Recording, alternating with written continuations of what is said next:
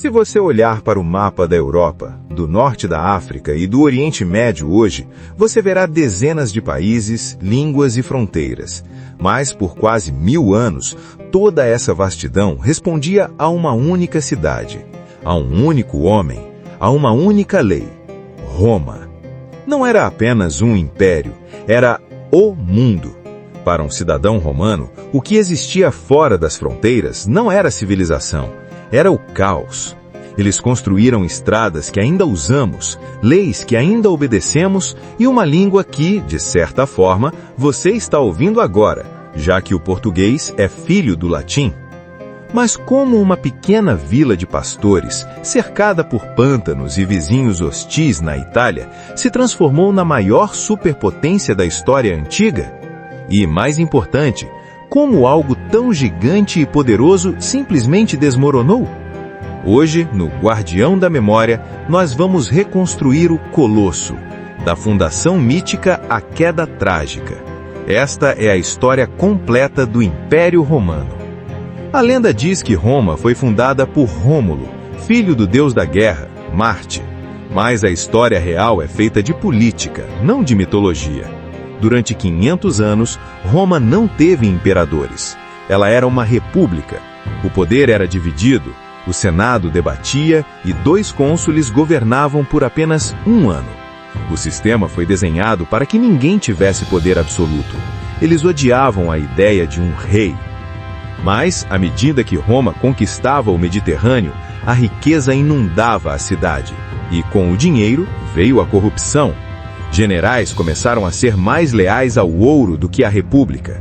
O sistema quebrou no século I a.C., nas mãos de um homem, Júlio César. César não era apenas um general brilhante, ele era um populista. O povo o amava, o Senado o temia. Quando o Senado ordenou que ele largasse o comando, César tomou uma decisão que mudaria a humanidade. Ele cruzou o rio Rubicão com seu exército, marchando contra a própria Roma. Ele venceu a guerra civil, mas pagou com a vida 23 facadas no chão do Senado. Os senadores acharam que, matando César, salvariam a República. Eles estavam errados. Do sangue de César nasceu algo muito maior. Seu sobrinho, Otávio, assumiu o controle, esmagou os inimigos e recebeu um novo título: Augusto. A República estava morta, o Império havia nascido. Sob o comando dos imperadores, Roma entrou em sua Era de Ouro, a Pax Romana. Não se engane com o nome. Paz romana não significava que não havia guerras. Significava que Roma havia matado todos os inimigos capazes de ameaçá-la. O segredo desse sucesso não estava apenas na espada, mas na pá. As legiões romanas não eram apenas guerreiros, eram engenheiros. Quando não estavam matando, estavam construindo. Eles criaram uma rede de estradas de 80.000 quilômetros. Isso permitia que uma região marchasse da Itália para a Alemanha em velocidade recorde. E eles tinham uma arma secreta, o concreto.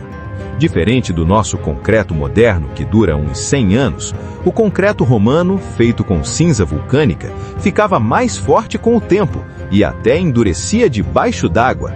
É por isso que o Panteão e o Coliseu ainda estão de pé, enquanto prédios modernos racham em poucas décadas. Roma foi literalmente construída para durar para sempre. Mas como era viver lá? Se você fosse um cidadão romano, sua vida dependia de 2 coisas: pão e circo. O imperador sabia que uma população faminta é perigosa, então o Estado distribuía trigo de graça e oferecia entretenimento brutal. No Coliseu, a morte era um esporte. Gladiadores eram as celebridades da época, com fãs-clubes e bonecos de argila vendidos para crianças. Mas fora da arena, a vida era dura. A maioria vivia em insules, prédios de apartamentos apertados, barulhentos e com risco constante de incêndio. E a higiene? Bem, os romanos amavam banhos públicos, mas eles também eram práticos demais. Eles usavam urina, sim, urina, para lavar roupas e clarear os dentes por causa da amônia. O imperador Vespasiano chegou a taxar a coleta de urina. Quando seu filho reclamou do cheiro do negócio, Vespasiano segurou uma moeda de ouro e disse a famosa frase: "O dinheiro não tem cheiro." Porém, um sistema que depende de um homem tem uma falha fatal. E se esse homem for louco? Roma teve sua cota de monstros. Calígula, que declarou guerra a Poseidon, o deus do mar. Nero, que usou cristãos como tochas humanas em seus jardins. Mas não foi a loucura que matou Roma. Foi a economia e a extensão territorial. No século III, o império se tornou grande demais para ser governado. A inflação disparou, o dinheiro não valia nada. Generais se declaravam imperadores a cada mês. Fronteiras gigantescas exigiam exércitos gigantescos que custavam fortunas. Para tentar salvar o navio afundando, o imperador Diocleciano fez o impensável. Dividiu o império em duas partes. O Império do Ocidente, com sede em Roma, e o Império do Oriente, com sede em Constantinopla. A divisão ganhou tempo, mas não salvou o Ocidente.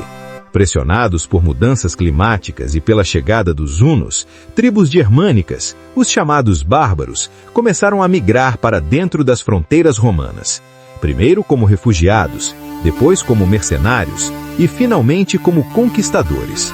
Em 476 d.C., não houve uma explosão final. O último imperador, um garoto chamado Rômulo Augustulo, apenas entregou sua coroa a um chefe germânico chamado Odoacro. Sem fogos de artifício, sem uma última batalha épica. O sol simplesmente se pôs. O Império do Ocidente havia acabado. Mas Roma morreu mesmo?